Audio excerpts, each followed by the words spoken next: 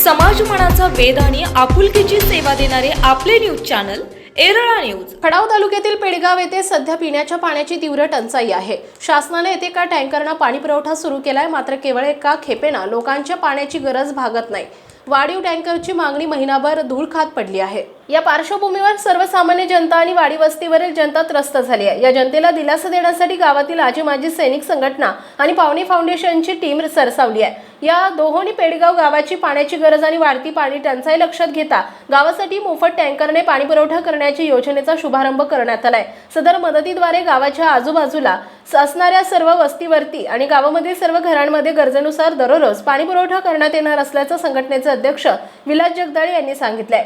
मोफत टँकर पाणी वाटप शुभारंभाप्रसंगी आजी माजी सैनिक अशोक पांडुरंग जगदाळे, अशोक मुकुटराव जगदाळे, सुभाष मोहिते, हनुमंत जगदाळे, कृष्णराव जगदाळे, पिलाजी वर्गे, पोपट जगदाळे, गोरख जगदाळे, सुरेश जगदाळे, तुषार जगदाळे, सुधीर जगदाळे, सागर जगदाळे आदींची उपस्थिती होती। याविषयी जगदाळे म्हणाले, खटाव तालुक्यात दर 3 आणि 5 आणि 10 वर्षांनी पडणाऱ्या दुष्काळासाठी ग्रामस्थांनी प्रशासन आणि कोणत्याही राजकीय पक्षांवरती अवलंबून न राहता तोडगा म्हणून सर्व ग्रामस्थांनी मिळूनच गावातील गणपती मंडळे, पारायण मंडळे, इतर संस्था संघटनांच्या मदतीने पाण्याचे सुयोग्य नियोजन करावे, जेणेकरून आपली गरज भागेल आणि आपलेच कुटुंबांना त्रास होणार नाही।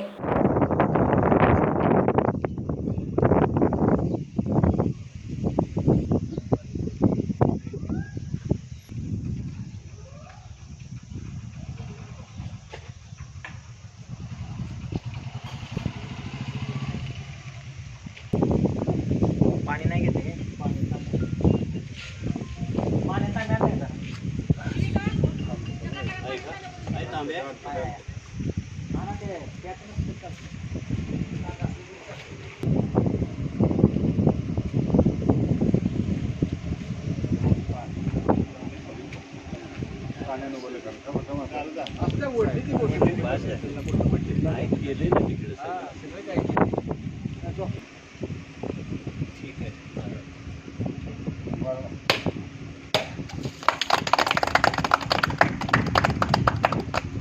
जय बजरंग बली की जय, भारत माता की जय, जय जवान जय किसान, जय जवान जय किसान, भारत माता की जय, भारत माता की जय, भारत माता की जय।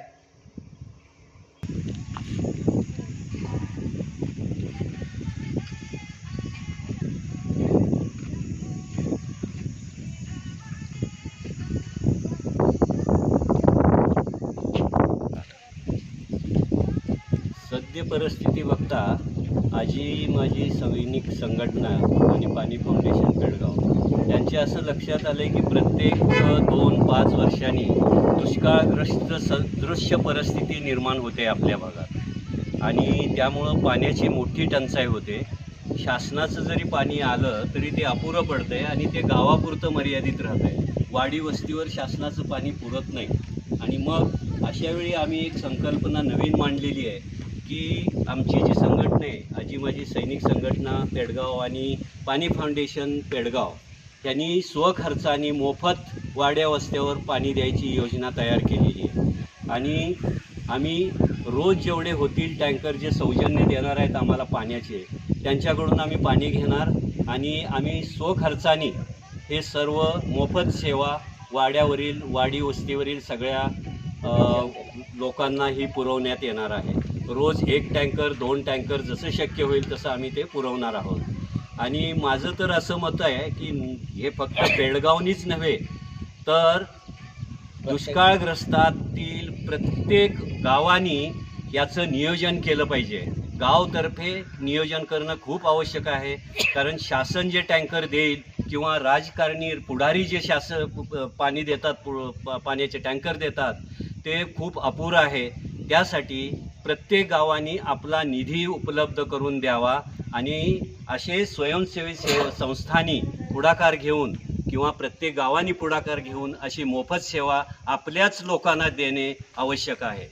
आता आपल्याच लोकांची ही सेवा प्रत्येक गावांनी करणं गरजेचं आहे, मग ते ग्रामपंचायतींनी करू देत किंवा स्वयंसेवी संस्थांनी करू देत, पण ही सेवा उपलब्ध होणं आपल्या भागात खूप गरजेचं आहे। तर अशा दृष्टीने आम्ही हे पहिल्यांदा नियोजन करत आहोत आणि आमचं नियोजन हे सफल होईल. 100% आम्ही आमच्या लोकांना पाण्याची टंचाई नाही पडू येणार असं एक आम्ही ठामपणे ठरवलेलं आहे. त्यासाठी आम्हाला कितीही खर्च आला तरी तो आम्ही सगळे खिशातून देणार आहोत.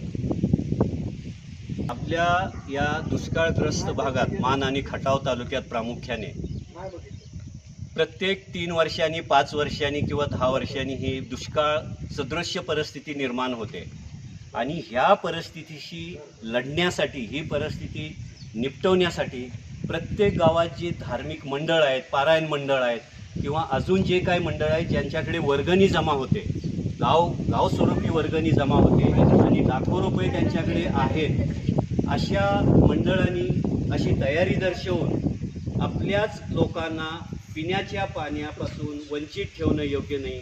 त्यांनी पिण्याच्या पाण्याची गावाची सोय प्रत्येकाने केली पाहिजे आणि कायमस्वरूपी याच्यावर तोडगा शोधला पाहिजे.